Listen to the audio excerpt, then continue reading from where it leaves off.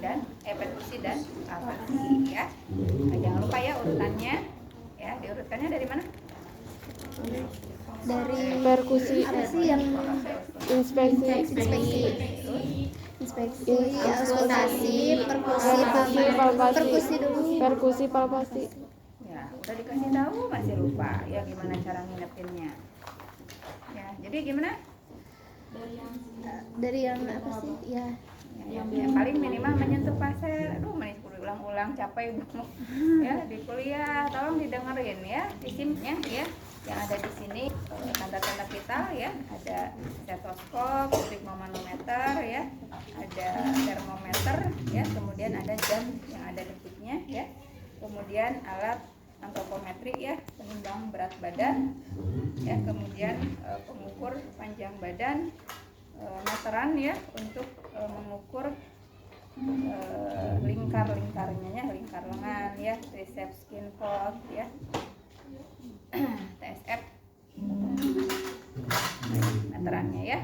Kemudian alat lainnya apa? Ada pen light ya, kemudian ada tong spatel, ada garis kepala ya, ada spekulum hidung, ada refleks hammer ya, ada kapas, ada otoskop ya, ini otoskop, ada kaliper ya, ini yang kaliper plastik, ada juga yang dari logam ya. Kemudian ada tadi untuk tanda vital oximeter ya, kemudian ada silent chart ya, ada isi hara kalau memang diperlukan juga untuk cek berwarna atau tidak. Kemudian untuk DPV ada penggaris 2 buah ya, kemudian ada untuk penciuman dan juga untuk pengecapan ya, jangan lupa juga bengkok. Kalau misalnya diperlukan alat untuk pemeriksaan genital ya, siapkan juga kapas cebok ya, kemudian perak ya alasnya, handscoon dan handstrap ya, itu yang disiapkan ya. Sebelum kita melakukan pemeriksaan ya, kita lakukan dulu validasi data ya, kita cek kembali ya di perencanaannya ya, apa yang akan dilakukan hari ini ya, apakah betul akan dilakukan pemeriksaan fisik ya pada pasien siapa, namanya, usianya berapa, tanggal lahirnya ya, berapa. Kemudian setelah validasi baru kita ke pasien ya, kita ucapkan salam, kemudian kita memperkenalkan diri ya, perawat ini siapa, kemudian kita juga cek identitas pasiennya yang terdiri dari nama dan tanggal lahirnya ya, kemudian disesuaikan dengan gelak tangannya ya, kemudian kita inform consent ya. Pada saat inform consent kita jelaskan dulu ya apa yang akan kita lakukan ya, tujuannya apa, kemudian nanti pada saat pemeriksaan pasien diminta kalau misalnya pasien selama pemeriksaan ada nanti disuruh duduk, disuruh berdiri ya, itu disampaikan ya. Kemudian kontrak waktunya juga ya disampaikan, kira-kira berapa lama untuk pemeriksaan fisik. Wasit itu kan lama ya, sekitar setengah jam, bahkan mungkin sampai 1 jam ya kalau dilakukan dengan benar ya. Nah setelah itu baru kita tanya pasiennya ya, bersedia tidak untuk dilakukan ya. Misalnya jangan lama-lama ya, saya misalnya waktunya segini, nanti tinggal dibagi aja gitu ya. Oh baik, kalau misalnya saya hanya kuat misalnya setengah jam ya, baik akan dicoba setengah jam, kalau enggak mungkin nanti dibagi 2 gitu ya, sebagian dulu nanti sebagian lagi kontrak lagi gitu ya. Nah setelah itu jangan lupa kita juga persilahkan pasien untuk berikan kesempatan pasien untuk bertanya ya apabila ada yang tidak dipahami ya. Kemudian sebelum melakukan tindakan ya, kita izin dulu untuk menyiapkan alatnya ya. Yaitu kita siapkan alat ya, kemudian baru ke pasien lagi dan kita sampaikan bahwa akan dilaksanakan pemeriksaan fisik sesuai dengan tadi ya di kontak pertamanya ya. Nah sebelum melakukan kita siapkan lingkungannya ya, pasang privasinya, sampiran, kemudian atur pencahayaannya ya. Setelah itu kita atur juga kondisi pasiennya senyaman mungkin ya, karena tadi prosesnya juga lama ya, tindakannya dilakukan. Nah, sebelum mulai ya, kita ajak dulu pasiennya untuk berdoa terlebih dahulu ya. Setelah itu kita siapkan alat ya, kemudian kita cuci tangan ya. Kemudian kita pasang syarat.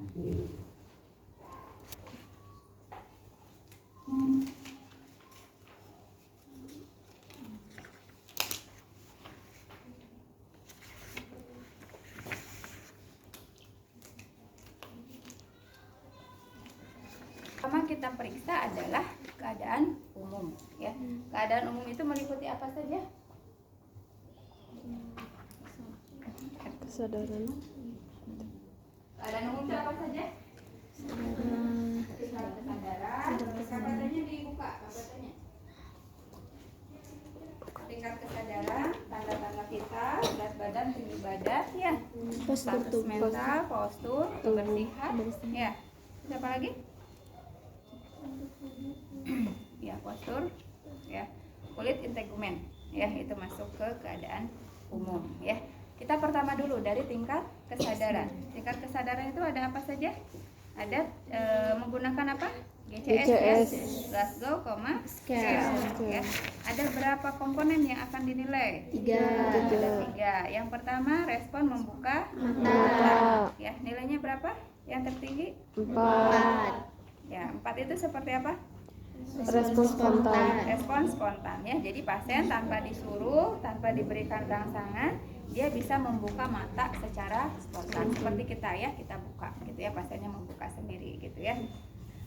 Itu nilainya 4. Kemudian kalau nilainya 3 ya, pasien tidak membuka mata spontan. Jadi harus dengan rangsang suara. Ya, kita panggil, "Bu, bangun, Bu." Ya, dia baru buka mata ya, tanpa diberikan rangsangan nyeri ya. Kalau misalnya dengan rangsang suara tidak membuka matanya, kemudian kita lanjutkan dengan rangsangan nyeri ya. Rangsang nyeri bisa diberikan di mana saja? Di sternum. Di sternum ya, di sini. Kemudian di Kuku ya, jari. jari ya, di kuku jarinya. Kemudian di mana lagi? Di supraorbital ya, kita berikan ya, dia nanti buka mata ya. Nah, biasanya yang dipakai di sini atau di kuku ya, di jari-jarinya ya, kita berikan rangsangan ya. Kalau misalnya ketika kita berikan rangsangan seperti ini, dia langsung membuka mata ya, kita lepaskan ya, kadang pasien tidur lagi ya, itu dikasih nilai 2 ya. Kalau misalnya dengan suara tidak, dengan rasa nyeri juga tidak ya, pasien tidak memberikan reaksi apa-apa, tidak membuka mata, berarti dikasih nilai 1 ya. Kemudian yang kedua adalah respon motorik ya. Nilai tertingginya berapa? 6 itu mengikuti perintah ya. Coba ibu diangkat tangan kirinya, diangkat ya, tangan kanannya, kakinya ya, jadi mengikuti perintah, sesuai perintah. Kalau misalnya 5 itu adalah mengetahui lokasi nyeri ya, artinya kita memberikan rangsang nyeri di tempat-tempat yang tadi ya, kita berikan rangsang nyeri. Nah, nanti ada respon pasien untuk menghilangkan ya, tangannya ya, ngambil, memindahkan tangan pemeriksa ya sebagai sumber nyerinya gitu. Itu nilainya 5. Kemudian reaksi menghindar ya, yaitu ketika diberikan rangsang nyeri, pasien ada reaksi menghindar ya, tapi tidak ada memindahkan ya sumbernya, tidak mengetahui lokasi nyerinya, hanya menghindar saja. Kalau misalnya kukunya ditarik gitu ya, diginiin gitu ya. Kemudian nilai 3 ya, ketika diberikan rangsangan, pasien ada reaksi fleksi ya, fleksi gini ya, yang jelas memperkecil sudut gini, atau misalnya dia gini ya, ke samping gitu ya, atau dia ngangkat ya, itu dikasih nilai 3. Kalau 2 ya, dia reaksinya adalah ekstensi jauh gini ya, ketika diberikan rangsangan dia ini gitu ya. Itu nilai 2 ya. Dan kalau tidak ada reaksi, diberikan rasa nyeri ya, diam aja, nggak ada respon motoriknya ya, itu dikasih nilai 1 ya. Kemudian ada respon verbal ya. Respon verbal yang pertama adalah baik ya, tidak ada disorientasi. Kita tanya, ibu namanya siapa? Bu Ani. Tinggalnya di mana? Di Cicahem gitu ya. Tanggal lahirnya di. Jadi apa yang ditanya dia bisa menjawab ya sesuai dengan apa yang ditanyakan. Ya, nyambung gitu ya. Itu dikasih nilai 5. Kemudian kalau misalnya kacau, ya kacau itu kita tanya, ya ibu namanya siapa? Di Cicahem gitu ya. Jadi tidak nyambung antara pertanyaan dengan jawaban, tetapi masih bisa membentuk kalimat gitu ya. Dan biasanya bukan cuma itu gitu ya kata-kata yang diucapkannya gitu ya. Masih bisa membentuk kalimat. Kalau yang nilainya 3 itu tidak tepat ya. Jadi kadang hanya itu yang diucapkan ya. Misalnya namanya siapa? Pulang gitu ya. Pulang, itu aja yang disampaikan gitu ya. Nah, tidak membentuk kalimat ya, hanya berupa kata ya, itu nilainya 3. Kalau misalnya mengerang ya, namanya siapa? Gitu ya. Nah, itu nilainya 2. Dan kalau tidak ada respon ya, Bu namanya siapa? Nggak ada respon. Tinggal di mana? Nggak ada respon. Itu nilainya 1 ya. Kemudian kita jumlahkan, nanti dikelompokkan ya. Kalau 14 sampai 15 disebut kompos mentis ya, 12 sampai 13 apatis, somnolen 10 sampai 11 delirium, stupor, ya semikoma dan koma, yaitu kurang dari sama dengan 3 ya. Nah, kemudian kita cek tanda-tanda vitalnya yang termasuk keadaan umum ya, sudah dipraktekkan di KD1. Tanda vital apa? Kita mengukur berat badan dan tinggi badan ya. Prinsipnya apa ketika mengukur berat badan? Ya, pasiennya harus berdiri tegak ya, kemudian minimalisir dari pakaian maupun sepatunya ya, sepatunya dibuka, pakaiannya kalau memang berat ya, benda-benda yang memang ada di saku pasien dikeluarkan dulu ya. HP kan berat lumayan ya, ya kita taruh dulu gitu ya. Suruh pasien berdiri, jangan lupa dikalibrasi dulu ya. Ininya dilihat sudah di titik 0 tidak ya. Sok, enggak siapa yang mau ini? Di sini aja, biar ada ininya. Sok, praktekkan. Kemudian bagian-bagian tubuh yang kena adalah tumit ya, kemudian bokong, skapula dan juga kepala bagian di belakang. Ya, kalau perempuan kalau misalnya ada cepolnya yang besar ya, dilepas dulu ya, karena kan juga di sini ya, ganjel gitu ya. Kemudian kita, nah ini harus lurus. Ya, lurus. Ya, kita lihat bagusnya sih sejajar ya. Kalau di bawah itu kan jadi lebih tinggi ya kalau kelihatannya. Jadi membacanya dengan posisi mata lurus ya. Oke, udah. Ya, itu pengukuran tinggi badan dan berat badan. Kemudian dicek juga status mentalnya. Ya, ada pasien yang depresi mungkin ya, diam aja ya, nanti dilihat ya seperti apa, atau mungkin pasiennya ngamuk-ngamuk ya, seperti itu. Kemudian kebersihannya ya, secara umum kita lihat ya pasien ini bersih atau tidak. Kalian tahulah yang bersih seperti apa, yang tidak bersih seperti apa. Kemudian kita cek juga posturnya ya. Postur badannya seperti apa, tinggi, besar, tinggi, kecil ya, atau misalnya pendek, besar ya, pendek, kurus ya, itu diperhatikan ya. Kemudian masuk ke,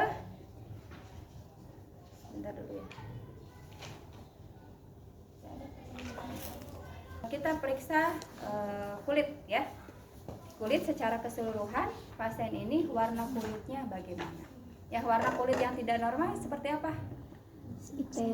Ikterik ya, kuning ya. Kemudian apalagi? Sianosis, kebiruan ya, terutama di bagian-bagian perifer ya, di ujung-ujung, misalnya ujung hidung, bibir ya, ujung tangan, ujung kaki ya. Karena pasien yang sianosis itu menunjukkan adanya kekurangan oksigen ya dalam jangka waktu yang lama ya. Biasanya kekurangan oksigen itu akan bertahap ya, dari bagian perifer dulu yang jauh dari organ-organ yang tidak penting ya, kemudian nanti mengarah ke organ-organ yang penting gitu ya. Kemudian apalagi di kulit tadi warnanya pucat ya, atau palor ya. ditemukan pada pasien yang kekurangan Hb ya, karena perdarahan misalnya, atau karena memang asupan dari nutrisinya kurang mengandung zat besi ya, kita kelihatan pucat ya, nanti akan dicek lagi di daerah skleranya. Kemudian apalagi kemerahan ya, kelihatan pada pasien-pasien yang sedang demam ya, atau ada infeksi lain ya, atau dalam kondisi terjadinya peningkatan suhu tubuh ya, atau mungkin karena reaksi-reaksi alergi lainnya ya, ada ruam ya dan lain-lain ya di kulitnya. Ada warna apa lagi? Cyanosis, tadi ikterik sudah ya, pucat, pallor, kemerahan ya. Warna kulit lainnya apa? Ada yang hiperpigmentasi ya, yang ada bagian-bagian tubuh yang kehitaman gitu ya, karena kelebihan pigmen kulitnya, atau mungkin kekurangan hipopigmentasi ya, atau vitiligo gitu ya. Nah itu mungkin ada bercak-bercak bagian-bagian kulit yang memudar ya, yang putih ya, sudah disampaikan ya, gambarnya juga ada ya. Kemudian ada udem atau tidak ya pada pasien tersebut ya, kita lihat itu gambaran secara keseluruhan juga ya. Kalau udem itu kan tandanya akibat adanya kelebihan cairan ya. Sifat cairan itu kan dia akan mengisi akan bertahap ya, dari bagian yang paling rendah dulu kemudian ke bagian yang paling tinggi. Berarti yang kita lihat adalah bagian kaki terlebih dahulu ya. Kalau misalnya di kaki bengkak ya, nanti biasanya ke daerah atas, atau mungkin ada bagian-bagian yang memang bengkaknya di situ gitu ya, tidak harus selalu kakinya dulu gitu ya. Nah untuk ngecek udem itu yang paling akurat itu di daerah tibia ya, kalau di kaki ya, tibia. Kita lihat derajat udemnya. Ada berapa derajat udemnya? Ada 4 ya, positif 1, positif 2 sampai positif 4 ya. Perbedaannya adalah dilihat dari kedalaman piting udemnya. Jadi kalau kita tekan nanti akan ada cekungan ya. Kita lihat kira-kira kedalamannya berapa milimeter ya. Kalau positif 1 kedalamannya 1 sampai 2 mm. Kalau positif 2 kedalamannya 3 sampai 4. Kalau positif 3 5 sampai 6, dan positif 4 lebih dari 7 mm ya. Selain yang tadi di kulit juga kita perhatikan ya, raba bagaimana kelembaban kulitnya ya. Kemudian bau badannya ya, kulit ada yang bau ya, badannya bau busuk ya, bronhidrosis. Ada yang di kulit-kulit tertentu, di bagian kulit ya, ada pertumbuhan rambut yang berlebihan ya, yang disebut dengan hirsutisme ya, kayak monyet tuh, banyak ya bulu-bulunya yang berlebih ya. Kemudian ada juga yang mungkin berkeringat ya, hiperhidrosis ya, basah gitu ya ininya, atau mungkin kebalikannya ya, kekeringan ya. Jadi lihat kulit secara keseluruhan normalnya kan lembab ya, tidak kering, tidak juga terlalu basah gitu ya.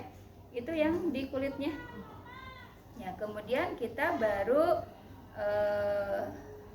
nah masih di kulit ya, sebenarnya mangga, mau di kulit kuku dan kulit mangga, mau nanti di ekstremitas juga mangga ya. Dilihat bentuk kuku ya, ada tidak kelabing pinjar ya. Nanti digabungkan sini, kalau misalnya membentuk sudut gini ya, itu di sininya ada benjolan ya, benjulan gitu ya. Itu yang disebut dengan, biasanya bentuk kukunya gini bulat gitu ya. Itu adanya kelabing pinjer ya. Normalnya kan ini kukunya nempel ya, jadi di dalam aja ada cekungan, ada rongga ya. Kalau misalnya bentuk sudut seperti kan ada gambarnya ya, dilihat. Itu kelabing pinjer itu terjadi pada pasien-pasien yang mengalami hipoksia berat ya, kekurangan oksigen dalam jangka waktu yang lama. Pasien sesek ya, paru-parunya misalnya ada masalah, nggak bisa bernapas dengan normal ya. Kemudian di kuku juga dicek tekstur kukunya ya. Ada kuku itu yang halusnya, normalnya kan halus ya, ada yang tebal gitu ya, teo ya, keras, tebal. Kemudian lihat warnanya ya, warna kuku ada yang kuning, karena tebal kan biasa kuning ya. Normalnya kan terang gitu ya, putih terang ya, itu warnanya. Nah setelah keadaan umum, kemudian kita baru melakukan pemeriksaan fisik head to toe. Kita mulai dari kepala dulu, lihat dulu bentuk kepala secara keseluruhan ya. Proporsional tidak ukuran kepalanya ya. kita tahulah yang normal itu segede apa sih kepalanya dibandingkan dengan badan ya. Ada ukuran kepala yang tidak normal, yang tidak proporsional, yaitu bisa lebih besar kepalanya atau makrosefalus, bisa lebih kecil. Mikrosefalus.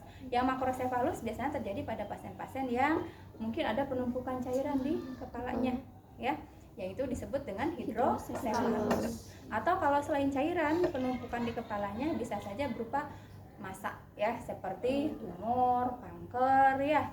Nah, itu menyebabkan ukuran kepala menjadi lebih besar.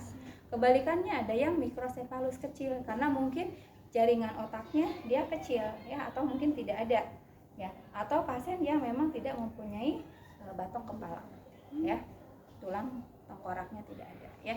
Itu bentuknya kecil ya. Kemarin sudah dilihatin ya gambarnya. Nah, kemudian di kepala lihat kesimetrisannya ya, dengan cara melihat bagaimana letak organ-organ yang ada di kepala, misalnya dari mulai alis kan, karena ada dua-dua ya, ada garis tengahnya ya, kiri kanan simetris tidak, mata simetris tidak ya, hidungnya mungkin hidungnya agak mencong miring ya, atau mulutnya ya, pada pasien-pasien yang stroke ya, yang ada kelumpuhan parese ya. Kemudian bibirnya juga ya, lihat simetris atau tidak ya. Baru kita periksa. Nah, setelah kepala secara keseluruhan, kepalanya ada udem atau tidak ya. Kalau tadi udemnya hanya di kaki saja, udem dependen ya, mungkin dia ada udem anasarka, sudah ke organ bagian atas termasuk daerah kepala ya. Nah, setelah itu baru kita ke rambut. Di rambut hanya ada inspeksi dan palpasi. Kita lihat bagaimana warna rambutnya. Kita pastikan ke pasiennya, ibu pakai cat rambut enggak? Ya, oh enggak, ini rambut asli ya. Iya, rambut asli ya. Kita lihat warnanya. Kalau warna normalnya kalau orang Indonesia warnanya apa? Hitam. Ya, kalau berwarnanya pirang, kekuningan ya, kemungkinan kekurangan protein nutrisi ya, protein dan vitamin ya. Kemudian kita lihat juga bersih tidak rambutnya ya, berminyak tidak ya, ada serangga tidak yang mungkin kelihatan, ada kotoran ketombe tidak yang mungkin kelihatan ya. Setelah dilihat pertumbuhan rambutnya bagaimana, merata atau tidak, atau mungkin ada kebotakan tidak merata atau alopecia ya. Kalau pada laki-laki mungkin tidak terlalu bermasalah ya. Kalau pada perempuan kan, karena rambut ini mahkota ya, bisa menyebabkan masalah ya, gangguan body image, malu ya. Nah, setelah dilihat kemudian kita bisa palpasi, rasakan juga, Bu ini kepalanya agak berminyak ya. Ya, kita sambil gini, boleh begini-gini ya. Rambutnya rontok tidak ya, kekuatannya gimana, sambil dilihat ke dalamnya ya, ada serangga ya, ada ketombe kotoran ya, kemudian ada luka tidak, ada benjolan tidak, sambil diraba ada nyeri nggak ya, itu perhatikan ya. Kemudian kita turun ke daerah dahi ya. Di dahi pada pasien-pasien yang hipotiroid ya, itu ada wajah myxedema ya. Tadi juga secara keseluruhan di muka ya, kepala secara keseluruhan bentuk mukanya normal atau tidak. Ada bentuk-bentuk khas pada penyakit-penyakit tertentu, misalnya myxedema ya. Myxedema itu ditemukan pada pasien-pasien yang hipotiroid. Jadi ada penebalan ya pada bagian-bagian tertentu, contohnya dahi, hidungnya membesar, bibirnya menebal ya, itu wajah myxedema. Atau wajahnya bulat seperti bulan ya, itu yang disebut dengan moon face ya. Itu ditemukan pada pasien talasemi ya, yang memang ada gangguan dalam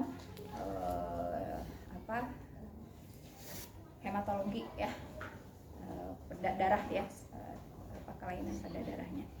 Kemudian kita lihat tadi ya dahinya. Kalau pada pasien myxedema, dahinya lebih menonjol ya. Kemudian setelah di dahi kita cek ya, untuk udemnya juga boleh dicek di dahi ya. Kalau misalnya ada udem anasarka, kita tekan juga di dahi ya, kedalaman pipinya, derajat udemnya berapa ya. Kemudian kita lihat alisnya ya, alis kiri dan kanan simetris tidak, bagaimana pertumbuhan rambutnya ya. Kemudian kita perhatikan juga bagaimana saraf-saraf yang mengatur otot-otot wajah ya, termasuk juga alis ya. Pasiennya suruh ngangkat alis ya, apakah simetris bisa terangkat dua-duanya, atau mungkin yang satu nggak keangkat ya, mungkin ada kelainan pada sistem saraf yang mengatur pergerakan wajah ya. Kemudian setelah dari alis kita ke kelopak mata, ya. Lihat warna kelopak mata, ya. Warna normalnya ya berarti tidak ada kehitaman, tidak ada kemerahan ya. Pada pasien-pasien tertentu yang dia mengalami kekurangan tidur dalam jangka waktu yang lama akan ada lingkaran hitam ya di kelopak mata yang disebut mata panda ya, mata panda gitu ya, hitam. Kemudian mungkin juga ada peradangan ya, kemerahan kelopaknya atau yang disebut dengan blefaritis ya. Kemudian kita lihat juga ada tidak cindilen, hordeolum ya, bintilang ya. Kemudian kita lihat juga bentuk matanya ya. Mata itu ada yang menonjol ya, exophthalmos, atau dia menjorok ke dalam ya, masuk enophthalmos ya. Kemudian lihat pertumbuhan bulu-bulu mata dan kelopak matanya ya. Ada yang kelopak mata itu ngebuka ya, ini akan mempengaruhi pertumbuhan bola mata bulu matanya juga jadi keluar ya, itu yang disebut dengan ektropion. Ada yang kelopak mata yang ke dalam ya, atau entropion ya. Kalau ke dalam berarti kan si bulu matanya juga ke dalam ya, itu akan mengiritasi, menusuk bola mata ya, sehingga pasiennya biasanya berair mata terus ya, kemerahan ya, ada peradangan pada matanya. Kemudian lihat juga kebersihan ya, kebersihan matanya ya, ada belekan tidak ya, atau kotoran-kotoran lainnya ya. Kemudian di mata lihat juga nih iris ya, lensa matanya ya, normalnya kan jernih ya, transparan ya, bening gitu ya. Kita lihat juga pupilnya nanti ya, reaksi pupilnya. Kemudian pasien disuruh melihat ke atas. Coba ibu matanya ke atas ya, kita tarik kelopak mata bawahnya ya. Kita lihat di bagian bawah ini nih yang merah ya, konjungtiva bulbarnya ya. Warnanya seperti apa? Apakah pucat, anemis, atau merah muda ya, tidak anemis ya. Pada pasien-pasien yang mengalami kekurangan HB karena perdarahan atau karena hal-hal lain ya, dia pucat, anemis ya. Kemudian kita lihat juga bagian yang putihnya, skleranya, normalnya kan putih ya. Kalau misalnya ada kelebihan ya, bilirubin ya, dia akan ikterik, kekuningan ya. Kemudian mungkin juga kalau ada tadi peradangan ya, mungkin akan kemerahan ya. Di bagian konjungtiva bulbar juga ya, tadi kan normalnya merah muda ya, bisa jadi merah banget kalau ada iritasi atau peradangan ya, bisa pucat gitu ya kalau tadi kekurangan HB ya. Kemudian kita lihat juga pasien anjurkan untuk menutup mata ya, menutupkan kelopak matanya. Apakah bola matanya ini tertutup sempurna oleh kelopak matanya atau mungkin ada terbuka ya, itu juga akan mempengaruhi gimana kalau tidur ya. Berarti debu ya atau kotoran-kotoran dari luar tidak bisa tersaring semua ya, jadi kemungkinan akan lebih mudah terkena iritasi ya. Kemudian kita lihat juga refleks di matanya ya, ada refleks pupil dan ada refleks kornea ya. Kita berikan rangsang cahaya ya. Nah, ini cahayanya tidak dinyalakan dari jauh-jauh ya, karena nanti akan berakomodasi ya, akan menyesuaikan ya, akan beradaptasi. Kita dari pinggir ya, halus saja, nggak usah bikin pasien takut ya. Dari samping ya, kita ke tengah. Nah, lihat ya, begitu ada reaksi jangan ditunggu sampai menghilang ya, sampai dilirik juga ya. Yang jelas udah kelihatan mengecil, langsung lirik yang sebelahnya ya. Harusnya yang sebelah ikut mengecil juga, itu yang disebut dengan isokol ya. Kalau misalnya tidak ikut berarti anisokol ya. Yang sebelahnya lagi ya. Reaksi mengecil itu disebut miosis atau vasokonstriksi ya. Kemudian ya, dua-duanya ya, kita cek juga refleks kornea ya. Sebenarnya refleks kornea kalau kita melihat pasien selama berinteraksi, selama anamnesa dan pemeriksaan dia berkedip, nggak usah dicek ya, untuk melihat respon mengedipnya ya. Dipilin seperti ini kecil ya, kemudian dioleskan ya, dia ada respon mengedip ya, itu normal ya. Harus ada respon mengedip karena itu adalah bentuk reaksi protektif ya terhadap benda asing yang masuk ke mata ya. Kemudian kita perhatikan juga frekuensi berkedipnya. Ya, normalnya berapa? 10 Ya, 19. 10 sampai 15 ya, 10 kali per menit. Ya, kalau pada anak-anak bayi itu lebih kurang ya, sekitar 2 sampai 4 kali per menit. Ya, kemudian kita lakukan palpasi, kita raba. Ya, suruh merem, kita raba. Ya, jangan terlalu ditekan ya, sakit kan? Ya, diraba aja. Ada tidak peningkatan tekanan intraokuler? Biasanya ditemukan pada pasien-pasien glaukoma ya, yang mengalami sumbatan dalam saluran air matanya ya. Tekanannya meningkat karena ada penumpukan cairan juga di situ. Ya. Jadi keraba keras gitu ya. Keras seperti meraba bola yang berisi air tapi yang padat banget ya. Keras. Kemudian kita perhatikan juga gerakan bola matanya ya. Ibu nanti ikuti ya ke 8 arah mata. Ikuti gerakan jari saya. Ya, kita ke samping, harusnya kan ikut ya, dua-duanya itu sama gitu ya gerakannya. Ada yang mungkin tertinggal ya, ininya ke sini, ininya tetap ya. Nah, itu di ke samping, kiri, kanan ya, kemudian ke atas, ke bawah, diagonal ya. Dia bisa mengikuti tidak ya bagaimana pergerakan bola matanya. Kemudian kita lihat juga ya nanti jarak ya, jarak dari sudut mata luar ke daun telinga. Normalnya itu sejajar ya, atau daun telinga lebih tinggi kurang lebih 10 derajat. Ya, kalau misalnya di bawah itu yang tidak normal ya. Biasanya ditemukan pada pasien-pasien yang mengalami Down syndrome. Ya, dia lebih bawah ya telinganya. Nah, setelah di mata kita cek fungsi mata ya, nanti akan dipraktekkan aja. Ya, Ibu jelaskan aja ya.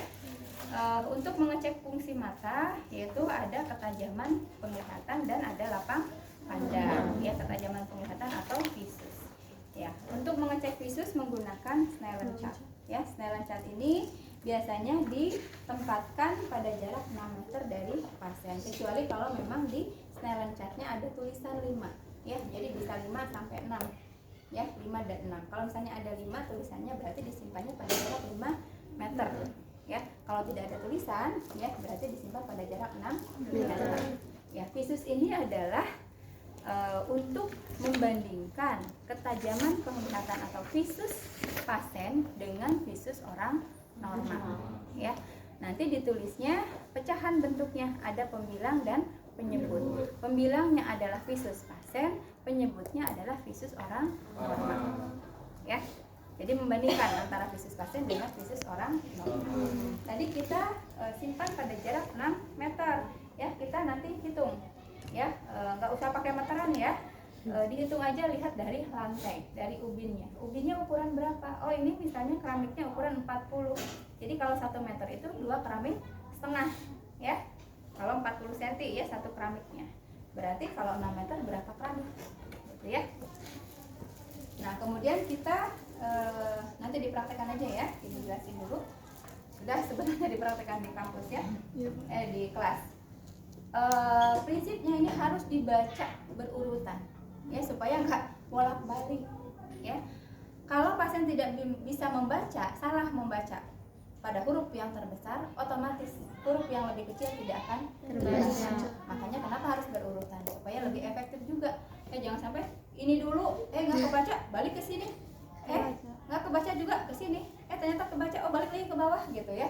Nah itu, jadi harus dari yang huruf terbesar ke huruf yang terkecil. Kemudian tidak boleh dilewat ya, yang bikin pasien bingung.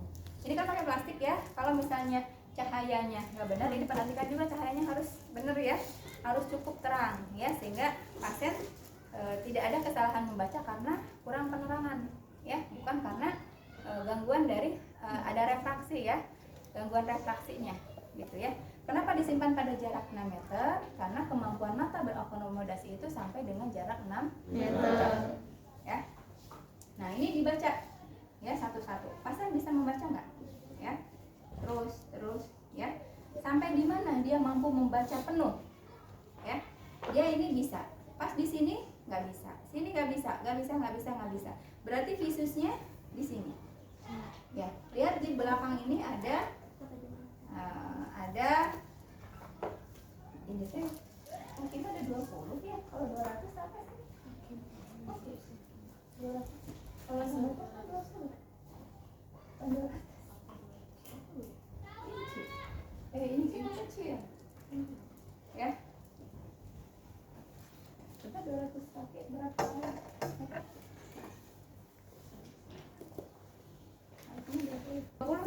200, kalau kaki itu 20, 6,1 meter.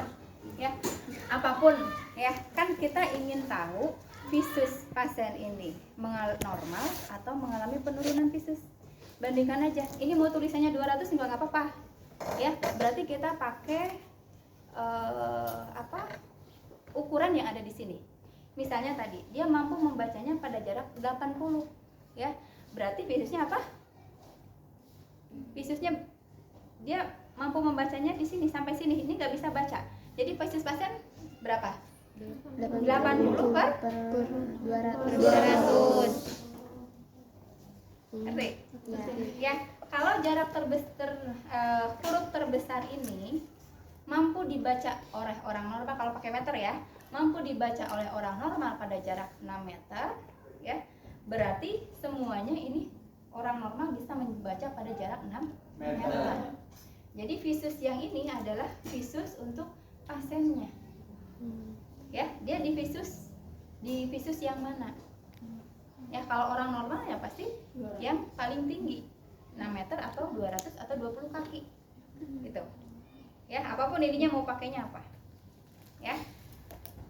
Kalau ini harusnya kan 20 kaki ya. Jadi tadi kalau misalnya dia full bisa membaca, di sini salah semua ya bacanya, berarti visusnya hanya di sini, yaitu 120 per 200 atau 12 per, kalau misalnya kaki ya, 12 per 20 kaki. Artinya pasien visusnya 12, visus orang normal 20. Artinya pasien bisa membaca huruf pada jarak 12 meter, 12 kaki, di mana orang normal bisa membaca sampai dengan 20 kaki.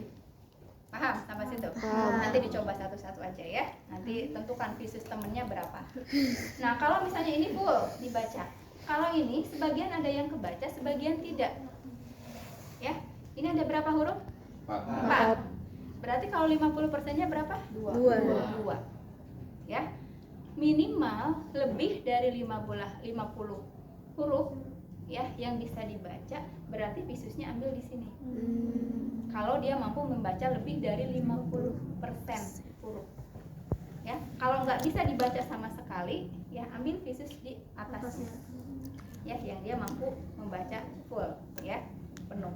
Ini misalnya dia mampu membaca satu benar, ini salah, ini benar, berarti dia mampu membaca mampu membaca lebih dari 50% hurufnya. Berarti visusnya adalah 80 per 200. False 1, salah 1. Ngerti? Kan tadi Iya, mampu iya. membacanya cuma 3 huruf. Iya. Salahnya 1, false 1. Ya. Jadi kalau ulangi lagi. Kalau pasien baris terakhir ya, dia bisa membaca penuh tidak? Kalau bisa membaca penuh, di sini dia ini jadi dia salah semua, berarti visusnya sampai visus terakhir yang dia bisa membaca penuh. Tetapi kalau dia misalnya ininya mampu sebagian dibaca ya, dan yang dibaca itu lebih dari 50%, maka ambil visusnya yang ini. Tapi ada false ya, tulis salahnya berapa. Harus kurang dari 50% salahnya. Ngerti? Ya. Oke. Kalau misalnya pada jarak 6 meter, ya, huruf terbesar saja tidak bisa dibaca, langsung kita cek visusnya dengan menggunakan hitung jari. Ya, kalau menghitung jari, orang normal bisa membaca sampai jarak 60 meter. Ya, tapi kita ngeceknya kan nggak mungkin 60 meter. Ya, ruangannya juga kecil, dia masa harus keluar, ganggu orang ya. Ya, tetap kita melakukannya dibacanya pada jarak 6 meter saja ya, yang memang mencukupi aja. Kalau memang 6 meter juga nggak cukup, ya sudah 3 meter aja, tapi pernya per 60. Kenapa? Karena orang normal kalau menghitung jari itu mampu sampai 60 meter. Ngerti? Ya. Apakah ada, kalau misalnya kita udah sempit ya tempatnya, cuma 3 meter ya dibacanya, ini semua kebaca sama pasien. Ya, berarti visusnya berapa? Kalau pakai hitung ini semua, jangan pakai ini, ya pakai hitung jari. Tapi kita mampunya, ya ada ruangnya cuma 3 meter. Padahal kita itu bisa memeriksa sampai 6 meter. menempatkan pasien dengan perawat itu pada jarak 60 meter. Ya. Tadi misalnya ya udahlah pakai 3 meter aja, kita acungkan jarinya. Ya. Suruh menghitung ya jari kita ini berapa. Ya biasa yang dipakai adalah 1, 3, 5. Ya 2 boleh, 4 juga boleh, enggak ya, cuma yang biasanya itu. Bukan berarti yang lain tidak boleh. 3 meter misalnya ya. Ini berapa?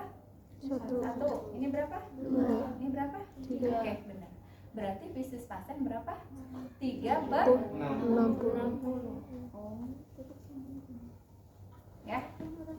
3/60. Itu menunjukkan normal atau tidak? Tidak. Kita bisa membentukkan dia tidak normal nggak? Karena orang normal bisa membaca pada jarak 60. Belum tentu.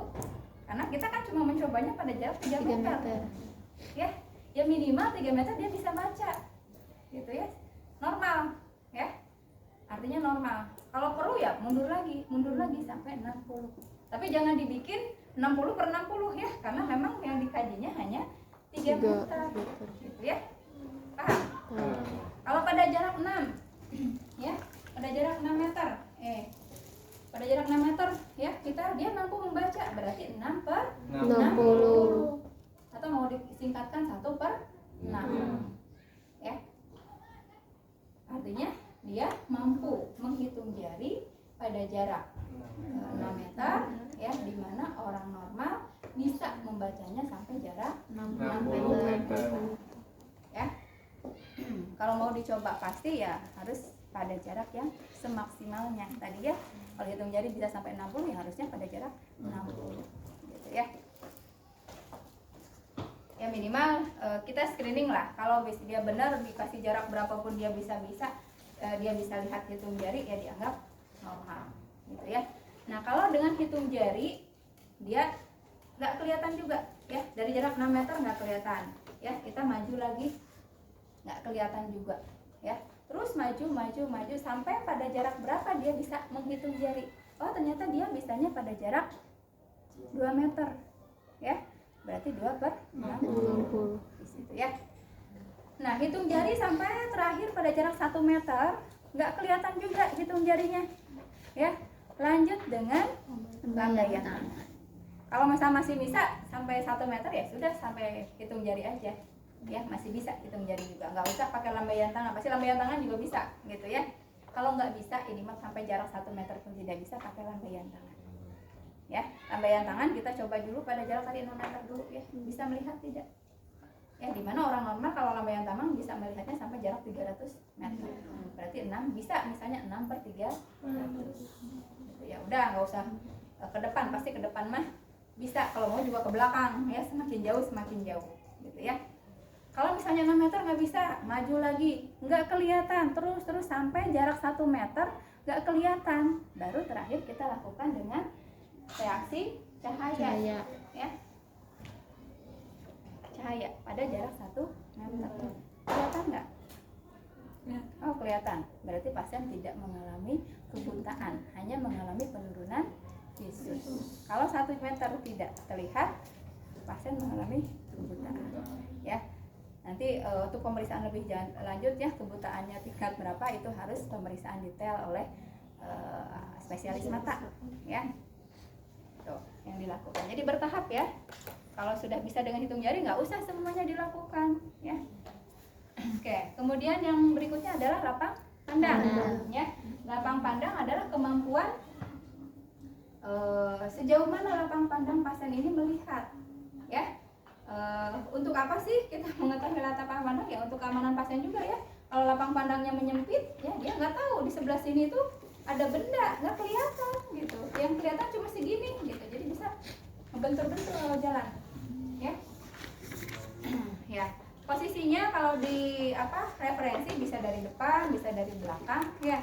Kalau ibu sih lebih sukanya dari belakang ya, lebih akurat ya. Kalau di depan mah ada kelihatan tuh, dari sini juga dari situ udah kelihatan gitunya, karena ngelihat orangnya kan ya susah.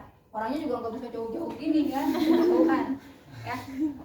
Oh ya, untuk pemeriksaan tadi ya, pemeriksaan visus ya, semua ya, mata kiri dan mata kanan diperiksa satu-satu ya. Kalau matanya sehat ya, kita periksa dari mata kanan terlebih dahulu dengan menutup mata kiri. Cara menutupnya dengan cara dibikin mangkuk seperti ini ya. Atau kalau enaknya sih ada kacamata yang memang ada penutupnya ya, kayak kacamata bajak laut ya. Ada kacamata khusus ya yang memang ada penutup hitamnya ya. Jadi dicoba satu-satu. Nah, ini lapang pandang juga satu-satu ya. Yang dilihat adalah lapang pandang ke arah temporal. Kalau ke arah temporal itu ke arah yang tidak melewati hidung. Ya, ke arah samping tidak melewati hidung. Ya, misalnya mata kanan, temporalnya kemana? Ke kanan. Mata kiri temporalnya kemana? Ke kiri. Ya, tetapi mata kanan ada yang kedua adalah arah nasal. Berarti ke arah hidung, nyebrang. Ya, jadi kalau mata kanan melihat ke sebelah sini adalah ke arah nasal. Ya, karena kan ke sini melewati hidung. Ya, kalau yang kiri nasalnya adalah ke kanan. Oke, dua arah ya, temporal sama nasal. Kemudian superior dan inferior. Di situ ada batas minimal, ya, batas minimal lapang pandang. Kita berdiri di belakang pasien, ya. Nanti dilihat sudutnya, ya, sudut lapang pandangnya ada berapa. Sudut ininya kan garis lurus ya, dari sini nanti ke sudut mana? Ke atas, berarti sini ke atasnya berapa sudutnya? Ke samping, temporal, nasal ya. Kita cek mata kanan dulu, kita tutup mata kiri, kita cek ke arah temporal dari belakang dulu. Kelihatan? Dah, di sini kira-kira ini berapa derajat? Nah, ini kan lurus 90 ya, lurusnya 90 dari bahu pasien ya, 90. Ini agak lebih sedikit ke sini. Yang kira-kira berapa ini? 10, berarti sekitar 100. Ya, normalnya berapa? Ya itu nanti dikira-kira ya yang benar. Ini kan kalau kayak gini, sudutnya kan gini ya. Nah, pasiennya kan melihatnya ke depan. Ya, berarti sudutnya adalah dari depan ke tangan tadi kemana? Ya, normalnya. Ini batasannya 90 ini gini, ya, lurus sejajar bahu. Tadi kan agak di belakang, berarti sudutnya ini. Nah, ini. Ini berapa derajat? Gitu ya. Di situ temporal berapa maksimal? PPT-nya bisa sampai 100. Ya, berarti lapang pandangnya normal. Kalau misalnya tadi di sini pura-puranya Bu Mary nggak kelihatan, di sini nggak kelihatan, udah lurus nggak kelihatan juga, ke depan, nah baru kelihatan, berarti ada penurunan. Ya, harusnya kan bisa sampai 100, ini cuma segini, misalnya 80, berarti Bu Mary ada penurunan lapang pandang. Ngerti? Ya. Sekarang sama ke arah nasal, ya. Tutup yang ini, kita dari sebelah sini. Kelihatan? Kelihatan?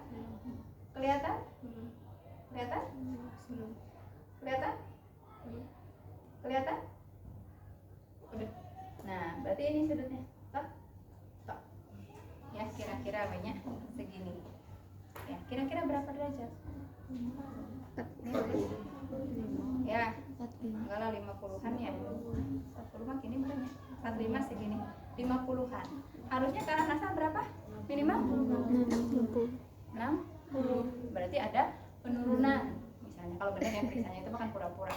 Periksanya enggak benar-beneran. Ya, ngerti?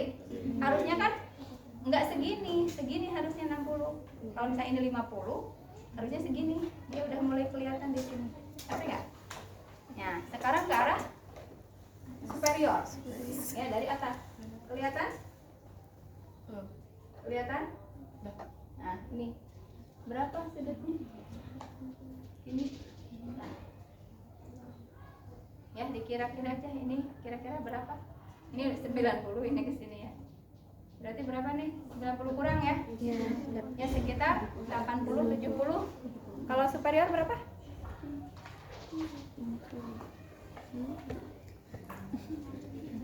Superior berapa? 70 ya. Nah, lihat 50 ya. Berarti bagus dia ya. 70 bisa ngelihat. Ya, harusnya 50 juga udah normal. Nah, sekarang baru inferior ke bawah. Kelihatan? Nah, ini udah kelihatan berarti ini ya. Tadi di sini. Berapa kira-kira? Ya 90 kurang ya. Ya 80 bukannya normal 70 ya. 70. Oke, itu untuk lapang pandang ya. Nah, setelah itu kemudian ke telinga. Ya. Dari mata kita ke telinga, kita cek ya bentuk telinga luarnya normal atau tidak. Ya, kita tahu yang bentuk normal kepala. Telinga itu ya ada lipatan-lipatannya, ada lengkungan kurvatura-kurvaturanya ya. Nah, kemudian bersih tidak, ada kemerahan tidak, ada mungkin sianosis kebiruan, kalau betul ya daun telinganya juga kebiruan gitu ya karena yang hipoksia ya. Kemudian kita lihat ya, kita tarik ya telinganya ya ke belakang ya, ke bawah gitu ya. Kita cek, masukkan otoskopnya. Ini ada senternya ya, tapi nggak nyala ya. Kita bisa bantu pakai ini. Kita masukkan ke telinga ya. Kita cek dari mulai depan dulu, kebersihan ya, kebersihan telinganya bersih atau tidak, ada kotoran atau tidak, ada mungkin cairan yang keluar ya. Kalau pada pasien yang otitis media, congean ya, keluar darah, pus gitu ya, ada peradangan. Kemudian ada lesi tidak, lupa, ada benjolan tidak ya. Kita terus ke dalam nih. Kalau misalnya cahayanya nembus, kita lihat gendang telinganya. Warnanya yang abu-abu ya, gendang telinga itu. Kalau misalnya cahayanya ini nembus ya, kemungkinan gendang telinganya sudah robek, tidak ya. Kita cek keutuhan gendang telinganya. Kalau mantul ya, berarti kan di sini selaputnya ada. Ketika dikasih cahaya mantul, kelihatan ada cahayanya gitu ya di sini. Nah, kayak gini kan, ini mantul kan? Ya. Nah, kalau nggak ada tangan kan nggak ada, nembus terus ke sana. Ya gitu, berarti ada kerusakan, sudah tidak utuh lagi gendang telinga. Kemudian kita cek fungsi telinga itu adalah untuk mendengar ya. Kita cek ketajaman pendengaran dengan menggunakan tes Rine, Weber, dan Swabach dengan menggunakan garpu tala. Garpu talanya kan ada frekuensinya berapa yang bisa dipakai ya. Kalau cuma satu, pilih yang 5-12 Hz ya frekuensinya. Tes Rine adalah untuk melihat bagaimana hantaran udara dengan hantaran tulang. Ya, normalnya hantaran udara lebih lama dibandingkan dengan hantaran tulang. Ya, kita pegang tangkainya, ini kakinya. Ya, ketika membunyikan jangan sampai kakinya ini tersentuh karena nanti suaranya akan berhenti. Ya, selain bersuara, garpu tala ini juga akan bergetar. Ya, kita bunyikan boleh dengan dipukulkan ke tangan kita atau kita ya nggak tahu apa namanya gini. Ya, kita bunyikan ya. Yang jelas tidak boleh dipukulkan ke benda-benda keras lainnya ya. Perhatikan ini, kalau ada yang pakai kerudung dibuka dulu kerudungnya ya supaya kelihatan dan tidak kena ke rambut ataupun ke kerudung ya. Boleh minta pasiennya untuk kalau misalnya nggak pakai kerudung ya dipegangin ininya, si rambutnya ke siniin gitu ya. Jadi lihat ini tulang mastoid, ini di belakang telinga ada tulang yang menonjol. Itu tulang mastoideus ya, tulang mastoid ya. Kita bandingkan hantaran tulangnya di tulang mastoid. Hantaran udaranya adalah di depan telinga kurang lebih 1-2 cm. Ya, kita bunyikan ya supaya kelihatan dua-duanya ya telinganya. Ini dari sini. Ini tulang mastoidnya nggak ada, nggak kelihatan. Ya, kita bunyikan. Simpan di tulang mastoid.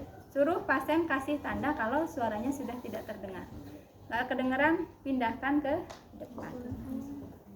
Normalnya ketika di bagian tulang mastoid tidak terdengar, harusnya ketika pindah ke depan masih terdengar. Hati-hati nih, ketika pemindahan ini jangan sampai nyentuh begini nih, udah berhenti ya. Jadi hati-hati ya, pindah. Normalnya masih terdengar sudah. Kalau misalnya ternyata ketika di sini tidak terdengar, pas dipindahkan ke depan juga tidak terdengar ya, ada dua kemungkinan. Mungkin hantaran tulang sama dengan hantaran udara, atau mungkin juga hantaran udara lebih pendek daripada hantaran tulang, sehingga pas kesini udah nggak kedengeran ya kita bisa balik untuk memastikan apakah sama dengan hantaran udara sama dengan hantaran tulang atau hantaran udara lebih pendek dari hantaran tulang. Kita ke depan dulu. Kedengaran? Masih? Tidak? Kita pindahkan. Ini. Kalau di sini sama-sama tidak terdengar, di sini nggak kedengaran, pindah ke sini tidak terdengar, berarti hantaran udara sama dengan hantaran tulang. Kalau ketika di sini tidak terdengar, pindah ke sini, di sini masih terdengar, berarti hantaran udara lebih pendek daripada hantaran tulang. Ya. Kalau hantaran udara sama dengan hantaran tulang disebut tuli sensori neural. Artinya yang ada kerusakan adalah sarafnya, ya, sensori neural, ya, neural itu dari neuron saraf. Ya, kalau hantaran udara lebih pendek dari hantaran tulang disebut tuli konduktif, ya. Kalau tadi tuli sensori neural adalah yang rusak adalah telinga dalam. Kalau tuli konduktif di mana hantaran udara lebih pendek daripada hantaran tulang, yang rusak adalah telinga luar dan telinga tengah. Atau kalau rino positif apa? Lupa saya lupa. Rino positif ada nggak di situ? Rino positif suka kebalik, ibu lupa. Hantaran udara tidak terdengar di mana? Rinonya positif, hantaran udaranya lebih besar, ya, normal. Ya, kalau rino negatif berarti ada masalah di telinga itu, ya. Baik itu, nanti tinggal dicari ya rino negatif itu apakah tulinya konduktif atau tuli sensori neural. Kemudian cek yang satunya lagi, ya. Jadi yang mana yang bermasalah, telinga kiri apa telinga kanan, gitu ya. Oke, itu di rino. Kemudian yang kedua tes Weber. Tes Weber itu adalah untuk melihat ada tidaknya lateralisasi, ya, yaitu dengan membunyikan garpu tala. Garpu talanya disimpan di dahi atau di puncak kepala, ya. Nanti normalnya, ya, dilihat ada tidak lateralisasi. Normalnya suara akan terdengar sama di telinga kiri maupun telinga kanan, atau suara tidak terdengar di telinga kiri dan telinga kanan tetapi di tengah rasanya. Itu sama-sama berarti seimbang, gitu ya. Itu yang normal. Kalau tidak normal adalah ketika ada suara yang lebih jelas, ya, lebih keras ke salah satu telinga. Berarti itu yang disebut adanya lateralisasi. Ya, kita bunyikan, ya, tempelkan boleh di dahi. Rasakan gimana rasanya. Oh, misalnya ini lebih keras ke kiri. Tadi kita tahu kan di rine yang bermasalah yang mana? Ya, misalnya kiri yang bermasalah. Sekarang yang lebih jelas ke telinga yang kiri, ya. Berarti ada lateralisasi ke telinga yang sakit. Ngerti? Disebut tuli apa? Lateralisasinya ke telinga yang sakit? Tuli konduktif. Kita udah tahu tadi rine di sini yang sakit, yang bermasalah, ya, yang tuli. Tapi lateralisasinya ke telinga yang sehat, ya, berarti tulinya adalah tuli sensori. Ya, yang terakhir adalah swabah. Ya, swabah itu adalah untuk membandingkan swabah pasien dengan swabah pemeriksa yang dianggap normal. Apakah memanjang sama dengan atau swabah memendek.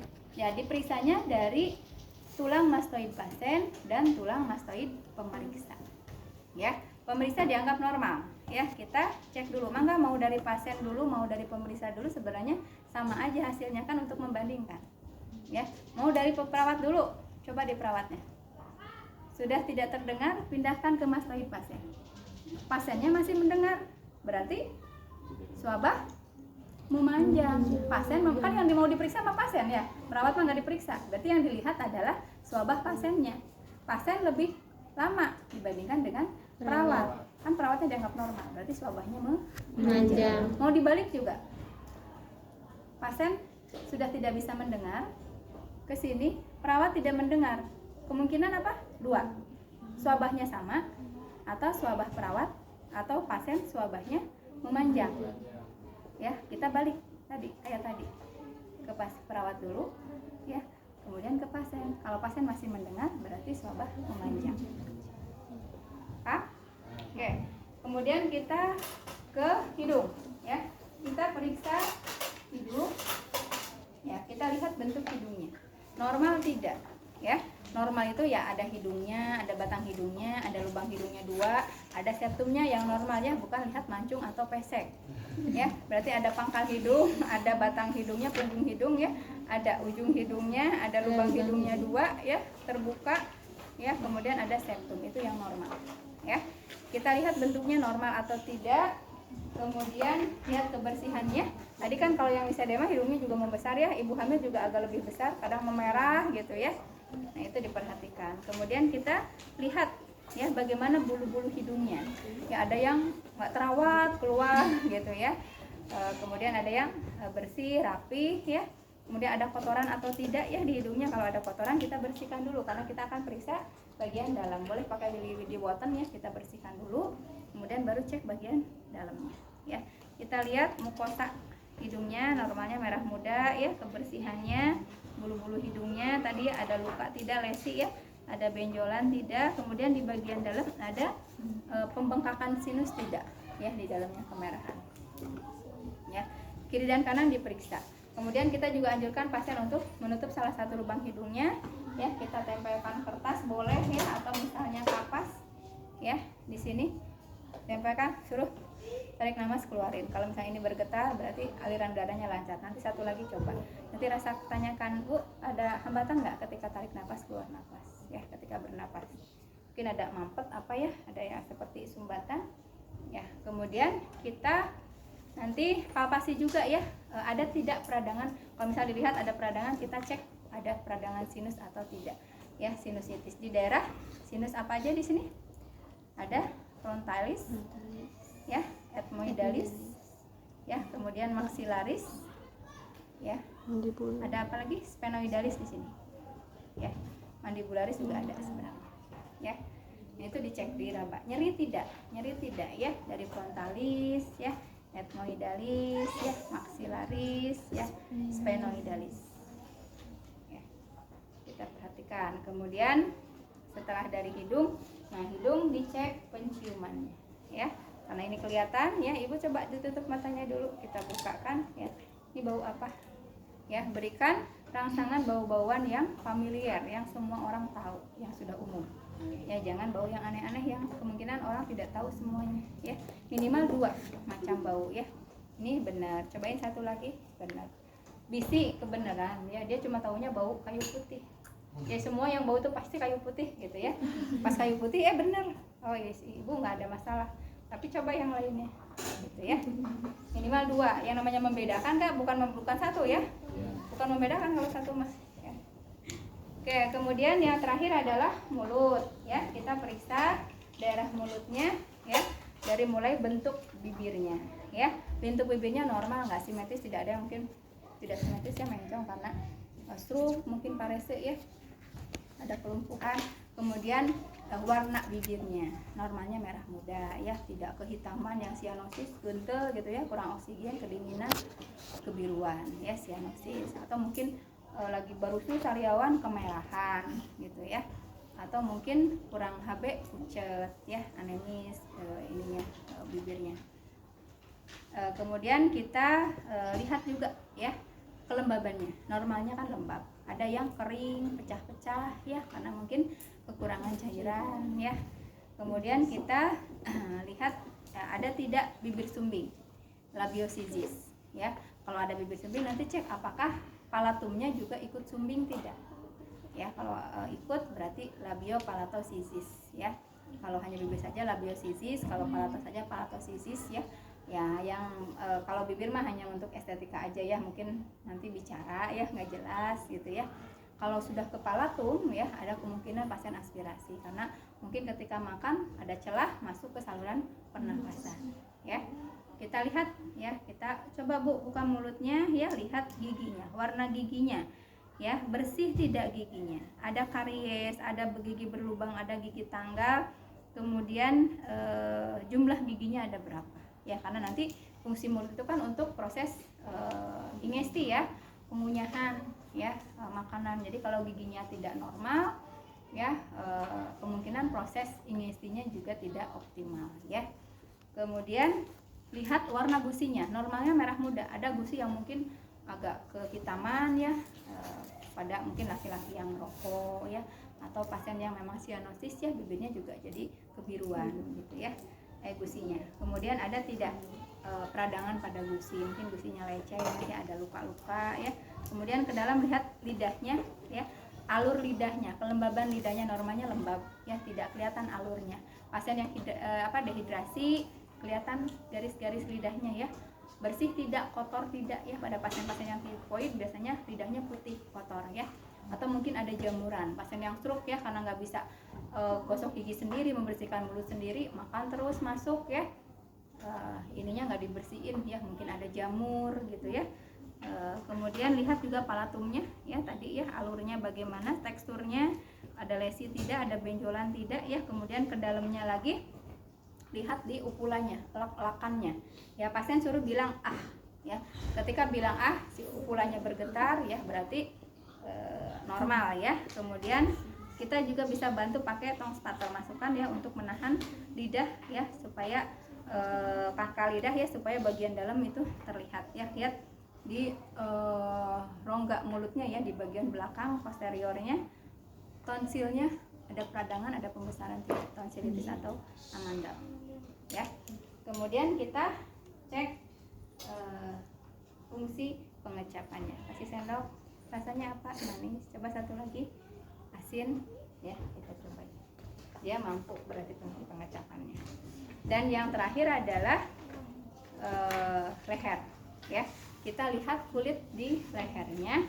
Normalnya kulit leher itu sama dengan bagian kulit lainnya ya. Kemudian ada kemerahan tidak, ada abses tidak, ada luka tidak, ada hiperpigmentasi tidak, kemudian ada kotoran tidak, mungkin daki-daki ya karena kurang kebersihannya ya.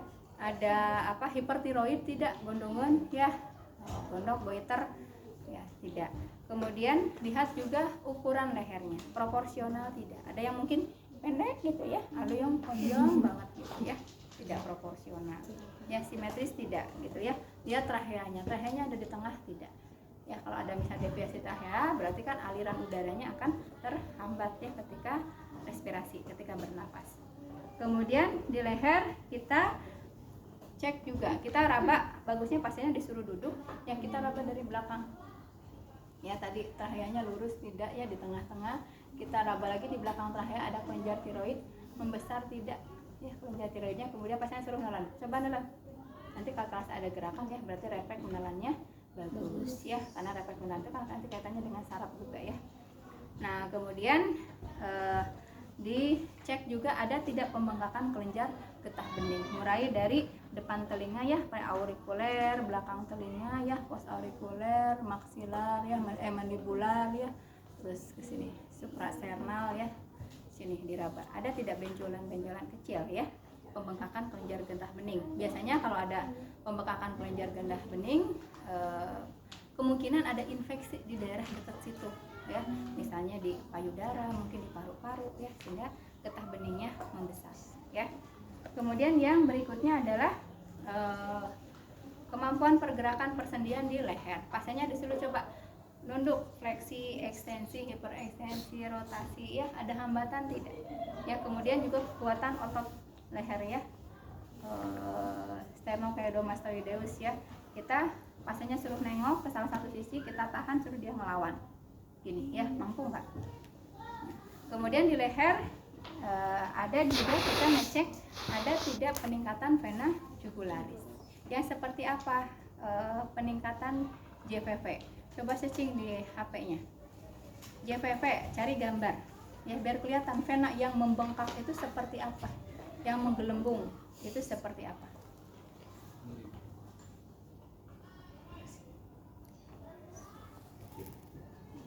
Pasiennya kan suruh miring ya, miring ke sebelah kiri ya. Nah kita kasih titik ya, ini misalnya titiknya di sini gitu ya. Nah kita tempatkan satu penggaris di sudut luis. Sudut luis itu ada di ini cekungan ya, cekungan tulang klavikula nih, sekitar 2 jari ke bawah ke manubrium sterni, di sternumnya ya. Simpan penggaris tegak lurus seperti ini. Tadi titiknya misalnya di sini ya, udah ada nih ya. Kita bikin sudut pasang penggaris kedua tegak lurus pada penggaris pertama. Jadi ininya harus membentuk sudut siku-siku. Ya gini aja dulu, ya. Nanti turunkan pelan-pelan sampai titik tadi di mana? Ini ujungnya sampai menyentuh titik tadi ya. Tapi ini jangan berubah sudutnya, harus tetap 90, jangan sampai gini gitu. Karena ngikuti turun, jadi turunnya cuma bagian ujungnya aja. Jadi ininya tidak 90 gitu ya. Atau mungkin atas gini. Ya, jadi ini pertahankan. Jadi turunnya itu sejajar, gini ya. Ya, sejajar. Nah, sampai ininya sejajar titik tadi. Ininya perhatikan lagi ya, sudah benar nggak membentuk sudut 90? Nggak miring-miring, ya nggak berkurang, nggak bertambah. Ya, 90 ya, siku-siku. Nah, baru dilihat ini berapa senti. Ya, penambahannya berapa senti. Kan normalnya harusnya si penggaris ini terus nembus ke bawah sampai ke jantung. Ngerti? Nah, jarak jantung sampai dinding dada ini 5 cm. Ya, sampai sini aja 5 cm. Berarti dia ada penambahan. Ya, tekanan venanya ada penambahan. Berapa nambahnya? Lihat ini berapa senti. Ya, 3,7 cm. Berarti 5 plus 3,7 cm H2O. Ya, karena yang diukur adalah vena ya. Kenapa H2O? Vena itu kan darah ya, darah itu kan cairan. Cm H2O. Ya, normalnya adalah ada yang mengatakan 5 plus minus 3 itu masih dianggap normal. Karena kalau plusnya lebih dari 3 berarti tidak normal. Ada yang mengatakan 5 plus 5. Ya, mangga nanti rumah sakitnya pakainya yang mana? Ya. Oke. Ya, kalau lebih dari itu berarti ada peningkatan 8 sampai 10 ya. 5 plus 3 atau 5 plus 5, 8 atau sampai 10. Oke, udah selesai.